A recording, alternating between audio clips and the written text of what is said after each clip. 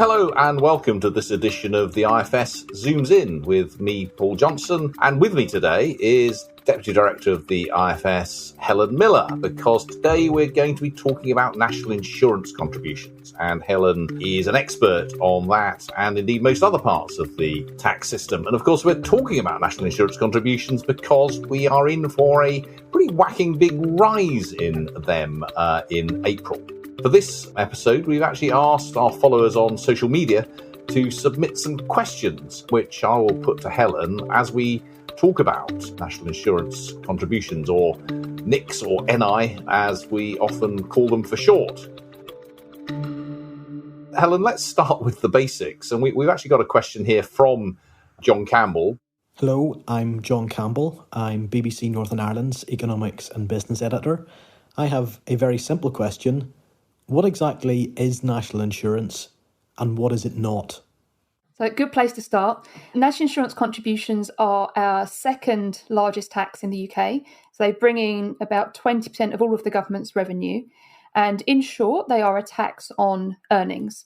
So for most people, you'll start to pay national insurance contributions once you earn around £9,500 a year, and they'll come out of your pay packet just like income tax. But there are some differences compared to income tax. Notably, there is also a large employer element. So your employer pays some tax related to your wages. And that's pretty important. It accounts for over half of the revenue the government raises. And even though employees aren't paying it directly, you should probably still care because it may affect the wages that your firms are willing to pay you. So without employer national insurance contributions, wages may be higher. The self-employed also pay national insurance contributions.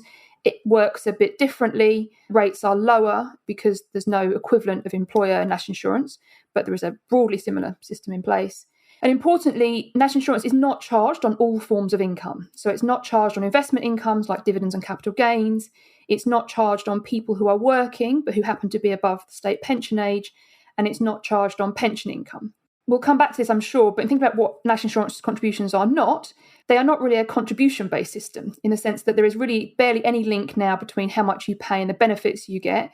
And the revenues the government raises are not hypothecated. So they're not earmarked for special causes. You think about them as all being put into the same pot. So I would think of NICs really as being a second income tax, just one that isn't levied on all forms of income. So basically just a tax on earnings. And of course, that means when national insurance contributions go up, it's only workers who pay the additional national insurance. People who get income from other sources don't. One of the oddities of national insurance, Helen, isn't it, is that you've got this strange set of rates. It's rather strange, isn't it, that the rate falls from 12% once you're, as you were saying, earning more than about £9,500 a year to just 2% on earnings above £50,000 a year. I mean, we normally expect with income tax that rates go up from 20% to 40% to 45%. Why have we got this strange higher rate and then much lower rate once you go above what we call the upper earnings limit? So we have got this strange situation. I think it's partly a hangover from a system where there used to be a bigger link between contributions and benefits. So I guess it was kind of assumed that once you paid so much, you didn't need to keep paying more and more and more. But so nowadays, it's just an income tax. And there is this weird system where the marginal rates, the rate you pay on the extra pound, does fall for higher earners. And that often raises debates about whether NICs are regressive. I think there's some confusion about that.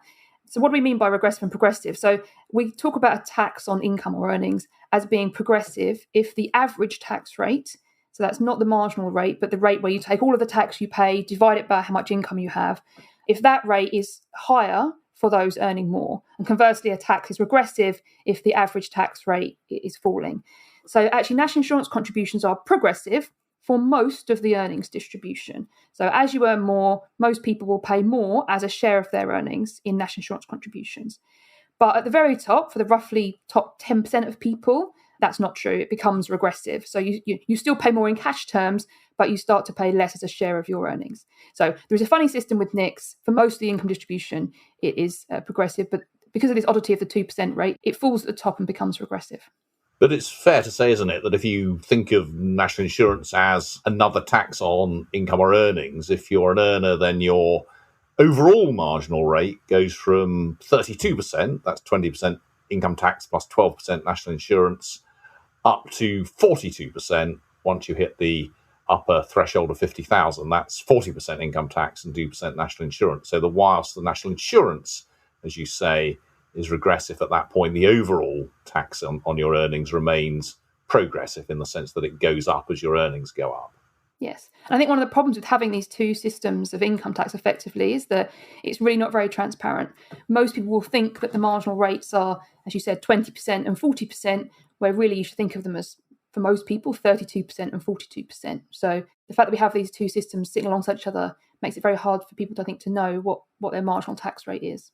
To go off-piste slightly, it creates some interesting problems with the devolved administrations in Scotland in particular, something I've been looking at recently, where the Scots have income tax devolved, but they don't have national insurance devolved. And they've got this very odd situation, which means that their national insurance rate goes down to 2% when earnings hit 50,000, but they haven't increased the point at which the 40% income tax rate comes in the same way as we have in England. And that means they've actually got this overall income tax plus national insurance schedule, which goes up really to quite high levels, between about 45,000 and 50,000 pounds, because they're paying 40% income tax and 12% national insurance contributions above that level. So they're paying at 52% on that level of earnings because they can't change their national insurance system at the same time as they change their income tax system. So sorry for that slight digression. But Well, I think another way to highlight that madness, right, is to think that if you were starting from scratch, you might expect there to be one income tax schedule that you could just look up your rate. In fact, we've got a schedule overall that varies depending on how old you are, whether you're self-employed, if your income comes from earnings or dividends, which part of the country you live in, and so on and so on. So actually, we have very many tax schedules rather than just one simple one. Exactly so. One of the reasons that we have this, or one of the reasons that we have had this second tax on earnings, is that historically at least, there was a link between national insurance contributions and benefits, and in particular, the state pension. We've actually had a few questions on Twitter asking us about the relationship between national insurance and the state pension. So, Helen, is there still a relationship? The basic answer is no. So you're completely right, obviously, that there used to be. So our current system has its origins in the kind of in an act in 1911 that set up a national insurance system where literally employers would go to the post office, buy stamps, put them on the cards of employees, and those stamps would get you some access to benefits. Our current system, whereby national insurance contributions are effectively a tax on earnings, goes back to 1975. And at that point, there was more of a link between you'd pay more in, you'd get more out. But that link has been eroded over the decades to the point where now there is basically no link. So the biggest link of any type is the state pension, as you mentioned. And people do need to have at least 35 years of contributions to get a full state pension. But lots of people can get those contributions even if they're not paying tax. Now, there's a whole bunch of ways to do that, but to give you a sense of that, we said earlier that you don't start paying until you earn around £9,500. But once you're earning around £6,000, you'll be treated as if you've contributed through national insurance contributions. And you'll also be credited with contributions if you're not working, but if, for example, you are receiving child benefit for a young child, you're unemployed, sick, disabled, receiving universal credit, and a bunch of other things as well. So most people, even if they're not earning enough to pay national insurance, will still qualify and get the full 35 years of contributions. And if after all of that, you still haven't got your 35 years, you can make voluntary contributions. So lots of people will get their state pension regardless of how much tax they pay. And for those who make the minimum contribution every year, it doesn't matter how much more you pay, you're not going to get a different state pension. You'll get the same flat rate state pension. So really, I think the takeaway is that nowadays, how much you pay in national contributions and how much you get through the government benefits, it's not linked at all, really. They're just another tax. So essentially, you have to have lived in the UK for 35 years worth of your adult life and pretty much not have been idle rich. If you've lived here for 35 years, if you've been working, if you've been unemployed, if you've been looking after children, if you've been disabled, then all of those things will count towards your pension. Yep. So no relationship really between national insurance and the state pension. And indeed, not really any relationship between national insurance and any other benefits you get. A very big difference from what was envisaged, certainly by Beveridge when he introduced his social insurance system after the last war. And as Helen said, one of the reasons we have this strange system where the rate goes down after £50,000 is that is what's all that's left of what used to be a flat rate payment. National insurance used to be a flat rate payment for flat rate benefits, but it's certainly not that now. So that's a little bit of history, but something's happening in April. Helen, what's happening in April? So in April, all of the main rates of national insurance contributions for employees and the self-employed and employers are going up by 1.25 percentage points. So to make that concrete, the main rate for employees will rise from 12% to 13.25%. There'll also be an increase in the dividend tax rate, also by 1.25 percentage points. And then from next April, NICS rates will go back to normal and they'll be replaced by this new so-called health and social care levy. The only difference being that at that point, it will also be applied, the extra 1.25 percentage points, to earnings above the state pension age. So basically an increase in the rates of national insurance from April.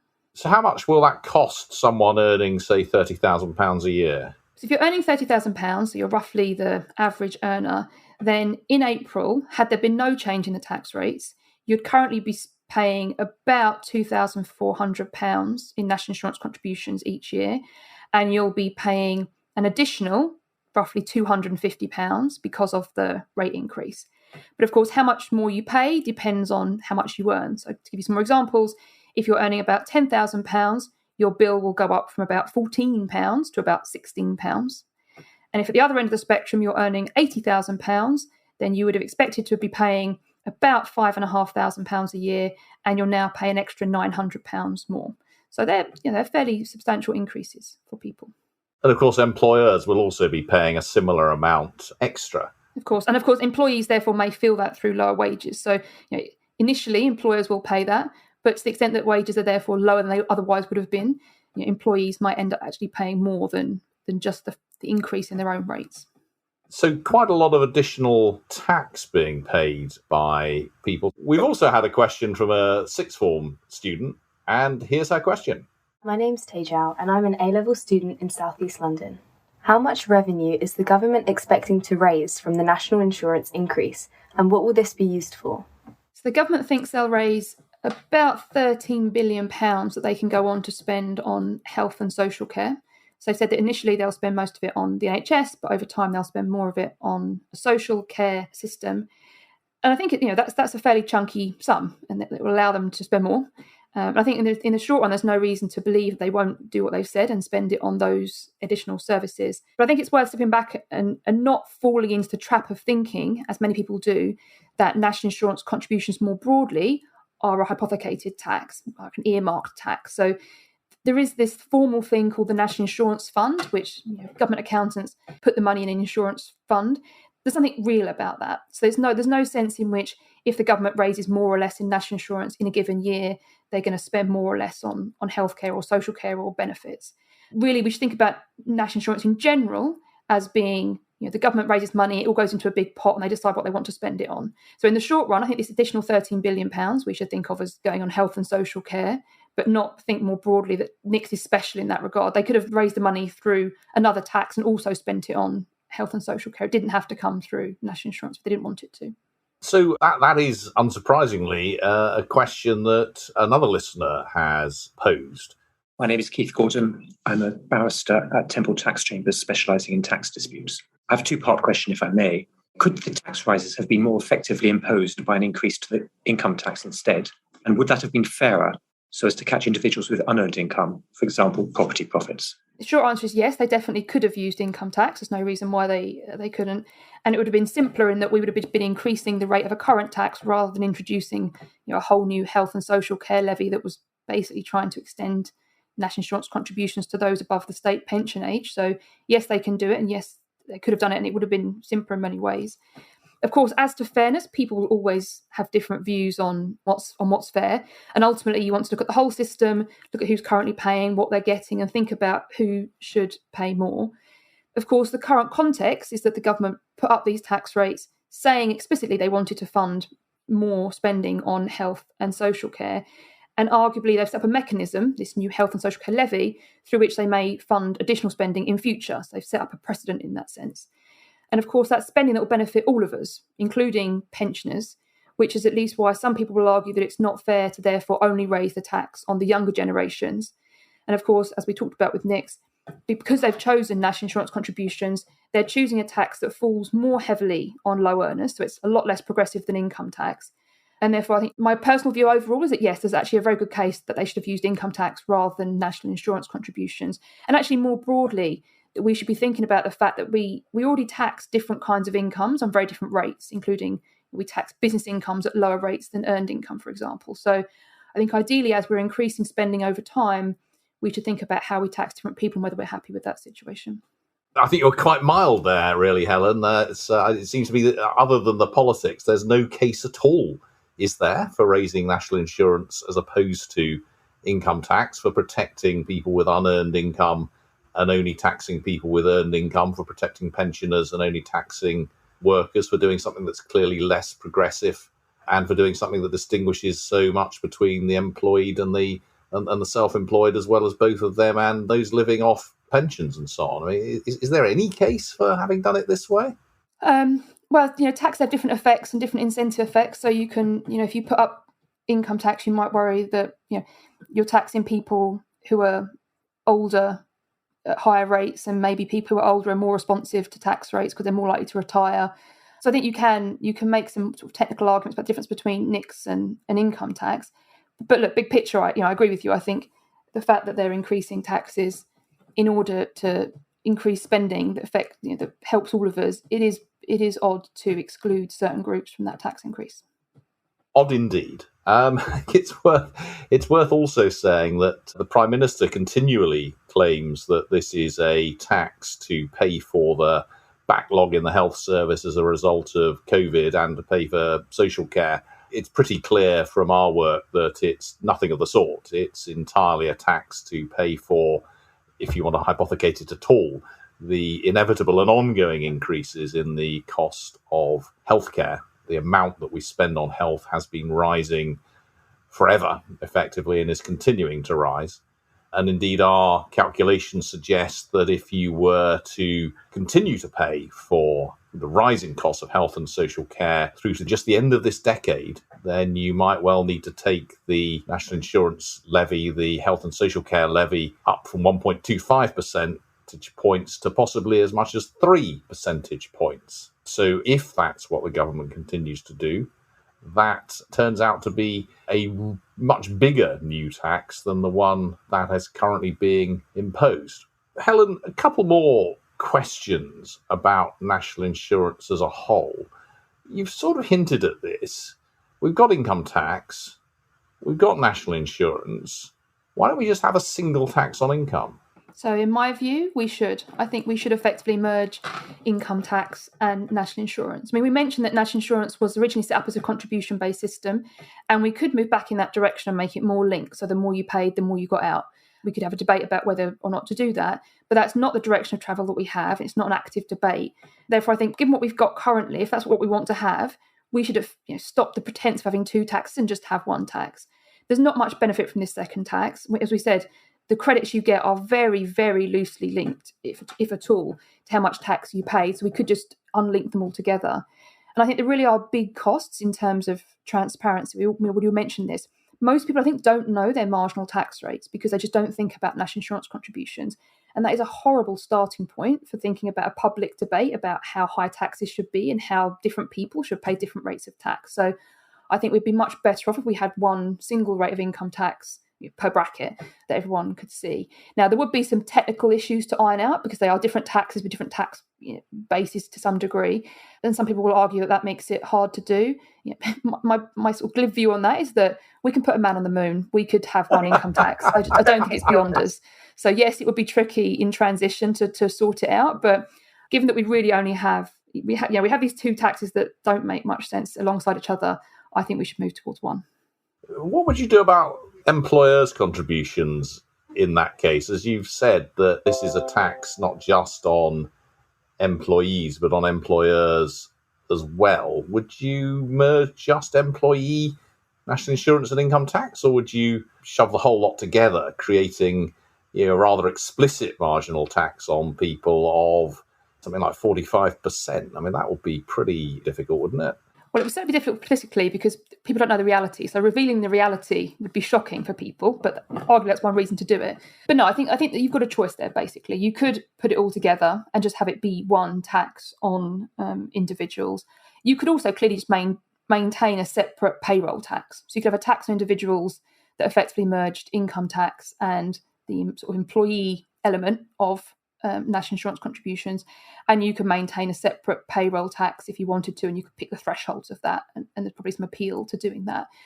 I think whichever way you go, one issue that crops up very quickly that we have currently is how you treat the self-employed. So at the moment, self-employed people have a lower rate of national insurance than employees, but much more importantly, there is no equivalent of employer NICs on self-employed incomes, which I think actually is a really big problem. And I know listeners will be screaming at me for various reasons saying, well, of course there should be a lower rate. But actually nowadays the self-employed get the same government benefits as employees, basically. There are some tiny differences, but nothing like the difference that you can justify by the differences in tax rates. And people will say things like, well, self-employed don't get holiday pay and sick pay and those kinds of things, which is true. But they're not government benefits. They're benefits that employers give their employees. So to some degree, at least, they'll be reflected in lower wages for employees. So self-employed people can charge higher prices because they're not getting those benefits. And rather than thinking of this sort of the lack of national insurance contributions to self-employed people as helping the labour market, in many ways it's hurting, because there are employers out there who might like to offer employment positions, and there are people who would like to be employees, but they're not, because employer NICs is sort of stopping those employment positions being created in the first place because it adds an extra tax. So basically, we currently have a tax penalty on employment that I think is a problem. So whether we merged it all together or kept a separate payroll tax, I think there's a very strong case for adding something equivalent to the self-employed, which would also politically be difficult and unpopular. But I think currently the tax penalty on employment is difficult and should be unpopular. Yeah, and I think that's an important way to look at it. This is a tax penalty on those of us, the majority of working age people, of course, who are employees. And it's a tax penalty relative to pensioners, and it's a tax penalty relative to the self-employed. So you've talked a bit about the self-employed there, Helen. I mean, the other big difference, of course, is that pension income is not subject to national insurance contributions. Very often, certainly in the past, people have talked about occupational pension income in particular as deferred pay. And as you've also said, it seems particularly odd that the group who will most immediately benefit the most from additional spending on health and social care are the pensioner population. Would a useful halfway house, at least, be simply to say we're going to impose national insurance contributions, or maybe call it a surcharge and income tax at the same level on occupational pensions in payment? So I think the tricky thing with pensions is about how contributions were initially treated. So many people, will have made their pension contributions, when they're working, and they'll have paid no national insurance contributions at that point. And then they'll come to take their pension income and they'll pay no national insurance contributions at that point either.